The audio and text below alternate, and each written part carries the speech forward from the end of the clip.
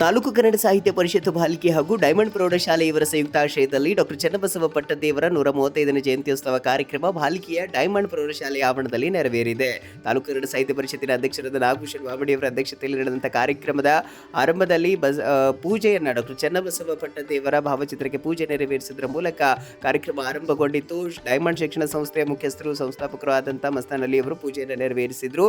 ಈ ಕಾರ್ಯಕ್ರಮದಲ್ಲಿ ಡಾಕ್ಟರ್ ಚನ್ನಬಸವ ಪಟ್ಟದೇವರ ಪೂಜೆ ಕುರಿತಂತೆ ವಿಶೇಷ ಉಪನ್ಯಾಸದ ನುಡಿಗಳನ್ನು ಈಶ್ವರ್ ರೋಮ ಅವರು ಸಂಸ್ಕಾರ ಶಾಲೆ ಮುಖ್ಯಸ್ಥರು ಮಾತನಾಡಿದ್ರು. ಜೊತೆಗೆ ರಾಜ್ಕುಮಾರ್ ಸಾಲಿ ಅವರು ಪೂಜಾರ ಕುರಿತಂತೆ ಮಾತನಾಡಿದ್ರು. ಅಧ್ಯಕ್ಷತೆ ವಹಿಸಿ ನಾಗಭೂಷಣ್ ಮಾಮಡಿ ಅವರು ಅಧ್ಯಕ್ಷ ನುಡಿಗಳನ್ನು ನುಡಿದರು. ಈ ಸಂದರ್ಭದಲ್ಲಿ ಮಲ್ಲಿಕಾರ್ಜುನ ಕನ್ನಾಳೆ, ಸಂದೀಪ್ ವಾಡೇಕರ್, ಜೊತೆಗೆ ಮಲ್ಲಿಕಾರ್ಜುನ್ ಪಾಟೀಲ್, ಚಂದ್ರಕಾಂತ್ ತಳವಾಡೆ, ಐಜಿಕ್ ಬಂಗಾರೆ ಸೇರಿದಂತೆ ಅನೇಕರು ಅತಿಥಿಗಳಾಗಿ ವೇದಿಕೆ ಮೇಲೆ ಉಪಸ್ಥಿತರಿದ್ದರು. ಜೊತೆಗೆ ಮುಖ್ಯ ಗುರುಗಳಾದಂಥ ಧನರಾಜ್ ನೀಲಂಗಿ ಅವರು, ಆಡಳಿತಾಧಿಕಾರಿ ರಾಮ್ ಕನ್ಸೆ ಅವರು, ಸಹ ಶಿಕ್ಷಕರಾದ ವೀರೇಂದ್ರ ಹೊಸಾಳೆ, ದಯಾನಂದ ಬಿಡವೆ, ಜ್ಯೋತಿಬಾ ಭೋಸ್ಲೆ, ರವೀಂದ್ರ ರಾಠೋಡ್, ಜೊತೆಗೆ ಪ್ರವೀಣ್, ಜೊತೆಗೆ ಮಹೇಶ್ ಪತಂಗೆ, ಲಕ್ಷ್ಮಣ್ ಸೂರ್ಯವಂಶಿ, ತಾನಾಜಿ ಸರ್, ಶಿವಶಂಕರ್, ಅದೇ ರೀತಿ ಸುಜಾತ ಪಾಟೀಲ್, ವಿದ್ಯಾವತಿ, ಶಿವಲೀಲಾ, ಪ್ರಮೋದಿನಾ, ಜೊತೆಗೆ ಬಬಿತಾ ಪಾಟೀಲ್, ಅದೇ ರೀತಿ ಸುಹಾಸಿನಿ, ರೇಷ್ಮಾ ಸೇರಿದಂತೆ ಇನ್ನಿತರರು ಉಪಸ್ಥಿತರಿದ್ದರು. ಸುಜಾತ ಪಾಟೀಲ್ ಸ್ವಾಗತಿಸಿದ್ರು. ದಯಾನಂದ ನಿರೂಪಿಸಿ ವಂದಿಸಿದ್ರು.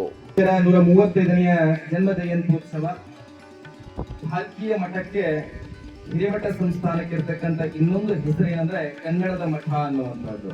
ಕನ್ನಡ ಶಾಲೆಗೆ ಸೇರಿಸಿ ನಿಮ್ಮ ಮಕ್ಕಳನ್ನ ಕನ್ನಡ ಕಲಿಸಿ ಎನ್ನುವಂತಹ ಭಿಕ್ಷಾಟನೆಯನ್ನ ಮಾಡಿರ್ತಕ್ಕಂತಹ ಪೂಜ್ಯರು ಮೊದಲಿಗರು ಯಾರಂದ್ರೆ ಪರಮ ಪೂಜ್ಯನೀಯ ಮಾಘ ಚನ್ನಬಸವ ಪಟ್ಟದೇವರು ಅಂತ ನಾವು ಹೇಳಬಹುದಾಗಿದೆ.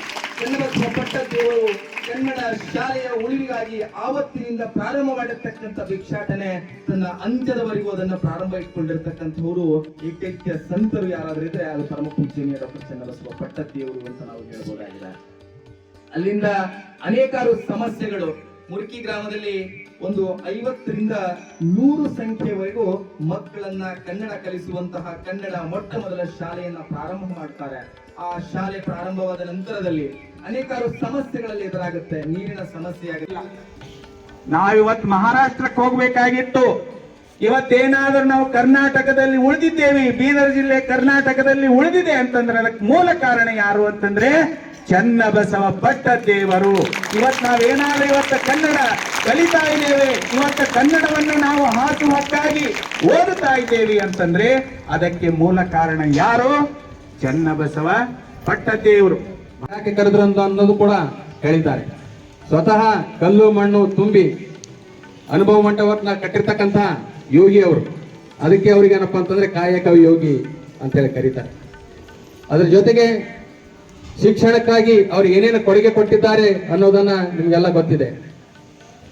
ಈ ಭಾಗ ನಿಜಾಮರ ದಬ್ಬಾಳಿಕೆಯಲ್ಲಿ ನಲುಗುತ್ತಿರುವಂತಹ ಸಂಕೀರ್ಣ ಸಮಯದಲ್ಲಿ ಹೊರಗಡೆ ಶಾಲೆಗಳ ಮೇಲೆ ಉರ್ದು ಬೋರ್ಡ್ಗಳ ಹಾಕಿ ಒಳಗಡೆ ಕನ್ನಡ ಭಾಷೆಯನ್ನು ಕಲಿಸ್ತಕ್ಕಂಥ ಧೀಮಂತ ಋಷಿ ಸಂತ ಯಾರಾದ್ರೂ ಇದ್ರೆ ಅದು ನಮ್ಮ ಪರಮ ಪೂಜ್ಯ ಚನ್ನಬಸವ ಪಟ್ಟದೇವರು ಅಂತ ನಾವು ಹೇಳಬಹುದು.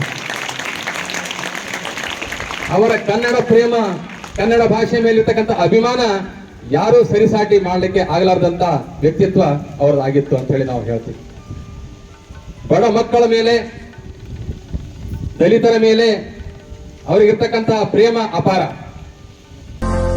ಇಲ್ಕಲ್ ಸಾಡಿ ಸೆಂಟರ್ ಬಾಲ್ಕಿ. ಇಲ್ಕಲ್ ಸೀರೆಗಳ ತಯಾರಕರು.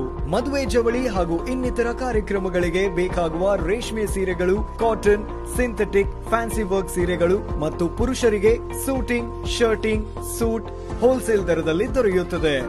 ಹೋಲ್ಸೇಲ್ ದರದಲ್ಲಿ ರಿಟೇಲ್ ಮಾರಾಟ. Ilkal sari centre near Gandhi Chowk, behind flower market, Bhalki.